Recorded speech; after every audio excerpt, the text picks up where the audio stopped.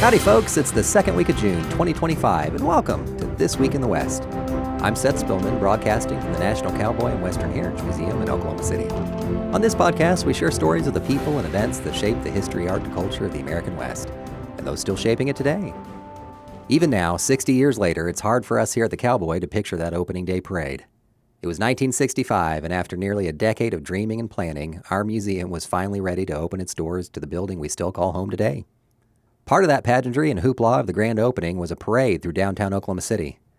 And leading the way, high in the saddle on a white horse, was none other than the ultimate movie cowboy himself, John Wayne.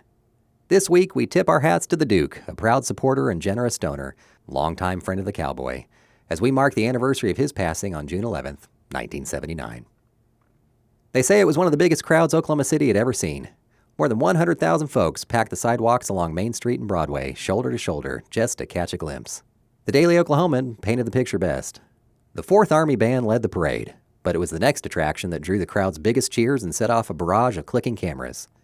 Sitting tall in the saddle astride a near white horse, John Wayne took the cheers of the crowd with his big, familiar grin and waving hand.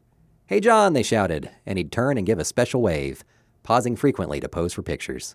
That parade rolled on for nearly 2 hours that warm June morning before the dedication ceremony, some 60 blocks up the way, opened the doors to the museum for the very first time. John Wayne wasn't just there for the fanfare.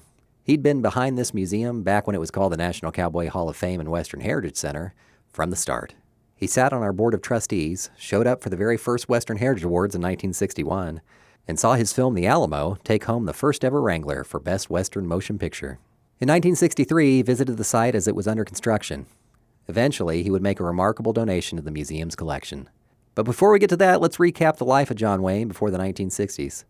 Wayne came into this world as Marion Robert Morrison, born in Winterset, Iowa.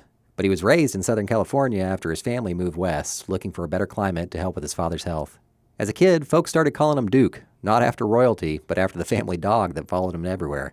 Wayne attended USC on a football scholarship, but a body surfing accident cut short his athletic career and cost him his scholarship. While working behind the scenes as a prop man at Fox Film Corporation, John Wayne caught the eye of legendary director John Ford.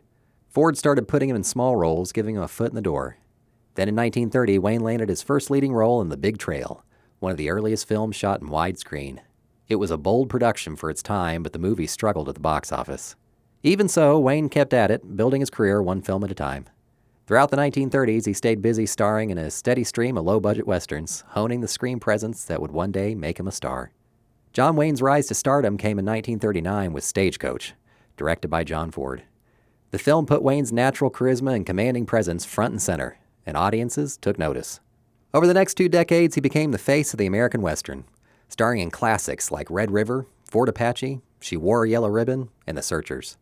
These roles helped define not just his career, but the genre itself. By the mid-1960s, John Wayne was one of Hollywood's most bankable and iconic stars, known for his towering presence and tough-as-nails voice. He appeared on a list of top 10 box office stars more frequently than any other actor in Hollywood history, every year from 1949 to 1957, and again from 1959 through 1974. Films like The Alamo, which he directed and starred in, and The Man Who Shot Liberty Valance in 1962, further cemented his status as a cultural symbol. Just around the corner from the entrance to our museum stands a larger-than-life statue of John Wayne, sculpted by Edward Froughton. It's a striking tribute, but step inside and you'll find his presence even more deeply felt in our Hall of Great Western Performers. That's where the Duke truly lives on, honored among the legends of the American West.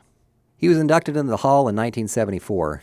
Just before his death in 1979, Wayne decided to make a substantial gift to the museum, a large collection of his personal items and artifacts from his film career, more than 200 items in total.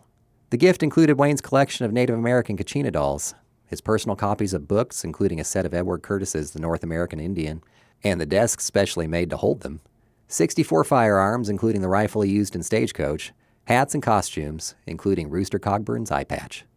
Wayne's family legacy here at the Cowboy remains to this day.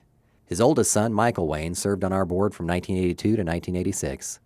His son, Patrick Wayne, was an active supporter and in 2017 was inducted into the Hall of Great Western Performers. His granddaughter, Anita LaCava Swift, serves on our board today. After he died, Elizabeth Taylor, one of the 20th century's other great movie stars, had this to say: "Big John was to America and the whole world what people hoped Americans were really like. Tough, strong, loyal, just, and never with arrogance, but with true humility. And with that, we'll ride off into the sunset of another episode of This Week in the West. Our show is produced by Chase Spivey and written by Mike Koehler. Follow us and rate us on Apple Podcasts or wherever you hear us. That'll help us reach more people. You can follow us on social media and online at nationalcowboymuseum.org. Got a question or a suggestion? Drop us an email at podcast@nationalcowboymuseum.org. We leave you today with the words of John Wayne himself. I've always followed my father's advice. He told me first, to always keep my word, and second, to never insult anybody unintentionally. If I insult you, you can be sure I intended to. Much obliged for listening, and remember, come find your West here at the National Cowboy and Western Heritage Museum.